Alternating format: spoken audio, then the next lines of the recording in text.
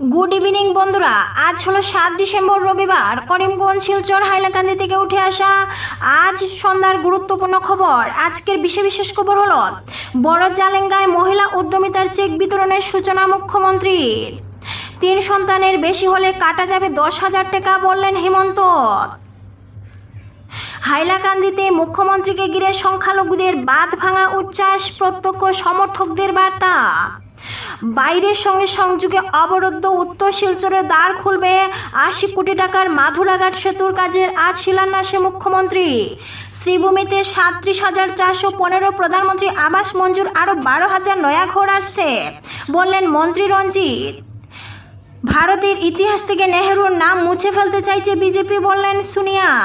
Hailakandi SK রায় civil হাসপাতালে sonography বিশেষজ্ঞদের সংকট, মুখ্যমন্ত্রীর হস্তক্ষেপ চাইল আমসু।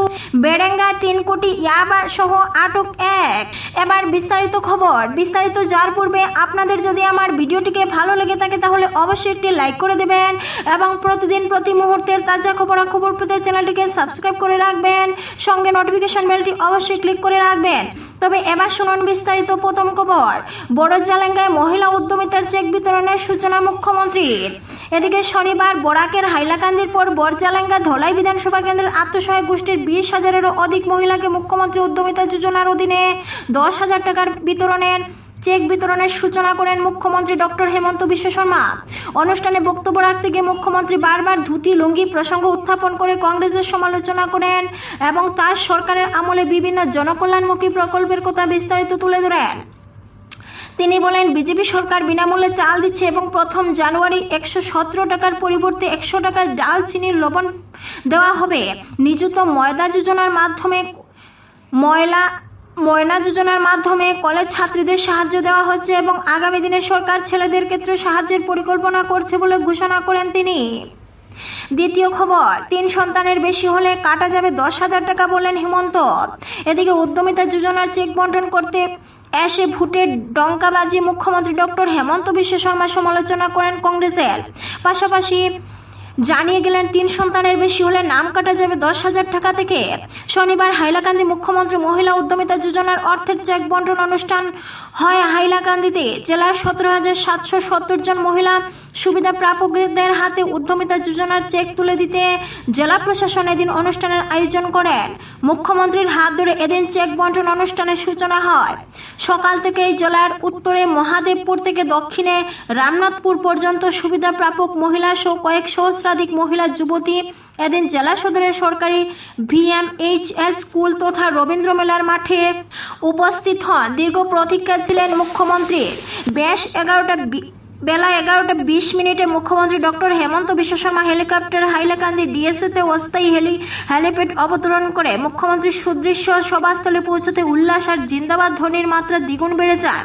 মুখ্যমন্ত্রীর সঙ্গে শিলচর থেকে হেলিকপ্টার হাইলাকান্দি আসেন রাজ্যের খাদ্য, অসামরিক সরবরাহ, বরাক উপত্যকার উন্নয়ন মন্ত্রী কৌশিক রায়। অস্থায়ী হেলিপ্যাডে মুখ্যমন্ত্রীকে উত্তরীয় পরিয়ে সংবর্ধিত করেন জেলার অভিভাবক মন্ত্রী কৃষ্ণেন্দু পাল, প্রদেশ বিজেপির উপসভানেত্রী মন স্বর্ণকার, জেলা বিজেপি সভাপতি কল্যাণ গোস্বামী, জেলা প্রশাসনের পক্ষে DDCL এর ফাইরেম সহ অন্যান্যরা। দ্বিতীয় খবর, হাইলাকান্দিতে মুখ্যমন্ত্রীকে ঘিরে সংখ্যালঘুদের বাঁধ ভাঙা উচ্ছ্বাস, প্রত্যক্ষ সমর্থনের বার্তা। এদিকে শনিবার হাইলাকান্দিতে মুখ্যমন্ত্রী হেমন্ত বিশ্ব শর্মাকে ঘিরে সংখ্যালঘুদের বাঁধ ভাঙা ভিড় জমল, যা কেবল স্থানীয় প্রতিনিধিদের নয় বরং সামগ্রীর রাজনৈতিক মহলের নজর কেড়েছে।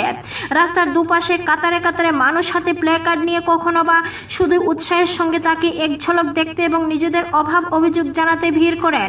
এই জনস্রোত প্রমাণ করলো উন্নয়নের বার্তা নিয়ে সরকার আজ সরাসরি মানুষের মন ছুঁতে চাইছে। শুধু ভিড় নয়, এ ছিল এক অভূতপূর্ব উদ্দীপনা ও উল্লাসের প্রকাশ।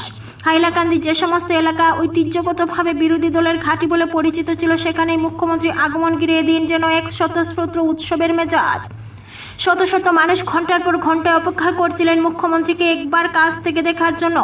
মহিলাদের ভিড়ও ছিল ঝুঁকে পড়ার মতো। মুখ্যমন্ত্রী হেমন্ত বিশ্ব শর্মা তার কনভয় থেকে বেরিয়ে এসে যখন সরাসরি জনতার সঙ্গে মিশে গেলেন তখন উচ্ছ্বাসে বাদ মানেনি। বহু জায়গায় স্থানীয় সংখ্যালঘু সমাজ তাকে ফুলে ঐতিহ্যবাহী গামছা দিয়ে বরণ করে নেয়, যা রাজনৈতিক পর্যবেক্ষকদের কাছে সরাসরি সমর্থকদের ইঙ্গিত দেয়। এই বিপুল উন্নয়নের বার্তা আজ দলমত নির্বিশেষে সাধারণ মানুষের মধ্যেই প্রভাব ফেলেছে। এই বাঁধ ভাঙা জনস্রোতের মাঝে মুখ্যমন্ত্রীকে হাতের কাছে পেয়ে অনেকে আবেগ আপ্লুত হয়ে পড়েন। উৎসাহের সঙ্গে অনেকেই নিরাপত্তা বেষ্টনী এড়িয়ে তার সঙ্গে হাত মেলানোর চেষ্টা করেন। কেউ বা সুনিপুণ হাতে তৈরি স্মারকপত্র লিখিত আবেদন মুখ্যমন্ত্রীর হাতে তুলে দেন, যেখানে এলাকার দীর্ঘদিনের দাবি ও সমস্যাগুলি উল্লেখ ছিল। 4 নম্বর খবর, শ্রীভূমিতে 37,415 প্রধানমন্ত্রী আবাস মঞ্জুর, আরো 12,009 ঘর আসছে বললেন মন্ত্রী রঞ্জিত। এদিকে মহিলারা আত্মনির্ভর না হলে জেলা আত্মনির্ভর হতে পারবে না। প্রতিটি জেলা যদি আত্মনির্ভর না হয় তাহলে রাজ্য আত্মনির্ভর হতে পারবে না। আজ রাজ্য যদি আত্মনির্ভর না হয় তাহলে প্রধানমন্ত্রী নরেন্দ্র মোদী আত্মনির্ভরশীল ভারত নির্মাণের স্বপ্ন বাস্তবায়িত হওয়া সম্ভব নয়। তাই রাজ্যের প্রতিটি জেলার মহিলাদের স্বনির্ভর করে তুলতে মুখ্যমন্ত্রী হেমন্ত বিশ্ব শর্মা মহিলা উদ্যমিতা প্রকল্প চালু করেছেন। এই প্রকল্পের মাধ্যমে শ্রীভূমি জেলার 54,500 মহিলাকে লাখপতি বানানোর চেষ্টা চলছে। আজ সীমান্ত জেলা সফরে এসে সংবাদ মাধ্যমে এই কথাগুলো তুলে ধরেন পঞ্চায়েত ও গ্রাম উন্নয়ন মন্ত্রী রঞ্জিত কুমার দাস। ইতিমধ্যে জেলার 2টি বিধানসভা কেন্দ্রে মহিলা উদ্যমিতা প্রকল্পের অধীনে 10,000 টাকা করে মোট 10,000 কোটি টাকা মহিলাদের দেওয়া হয়েছে। খুব শীঘ্রই বাকি 2টি বিধানসভা কেন্দ্র মহিলা উদ্যমিতা প্রকল্পের চেক প্রদান করা হবে। এই প্রকল্পের আওতাধীন মহিলাদের প্রায় 5,000 কোটি টাকা ইনকাম হবে বলে জানান মন্ত্রী রঞ্জিত। সীমান্ত জেলা শ্রীভূমিতে ইতিমধ্যে প্রধানমন্ত্রী আবাস যোজনা প্রকল্পের অধীনে 37,415টি ঘর মঞ্জুর করা হয়েছে। আরও 12,000 ঘর নতুন করে মঞ্জুর করা হবে। 9 তারিখ মুখ্যমন্ত্রী বুকুতে আনুষ্ঠানিকভাবে রাজ্যে মোট 3,70,000 নতুন ঘরের প্রথম কিস্তির টাকা প্রদানের সূচনা করবেন। এরপর প্রতিটি বিধানসভা ভিত্তিক আনুষ্ঠানিক সভার মাধ্যমে এই প্রকল্পের শুভ সূচনা হবে। সীমান্ত জেলার মোট 39,415টি ঘরের জন্য 710 কোটি টাকা ব্যয় হবে। MGNRGS এর অধীনে ইতিমধ্যে এ জেলায় 223 কোটি টাকা ব্যয়ে 8,503টি বিভিন্ন প্রকল্পে বাস্তবায়ন হয়েছে। পঞ্চদশ অর্থ কমিশনের অধীনে 244 কোটি টাকা ব্যয়ে 8,800টি প্রকল্প ইতিমধ্যে বাস্তবায়িত হয়েছে। সব মিলিয়ে জেলার বিভিন্ন উন্নয়নমূলক কাজে প্রায় 1,300 কোটি টাকা ব্যয় করা হবে। 4 নম্বর খবর, বেরেঙ্গায় 3 কোটি ইয়াবা সভা আটক 1।